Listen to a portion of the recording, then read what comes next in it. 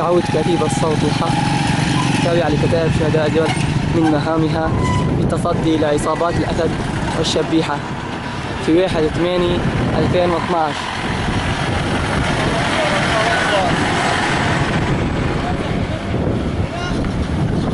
تعود كتيبة الصوت الحق التابعة لكتائب شهداء الجبل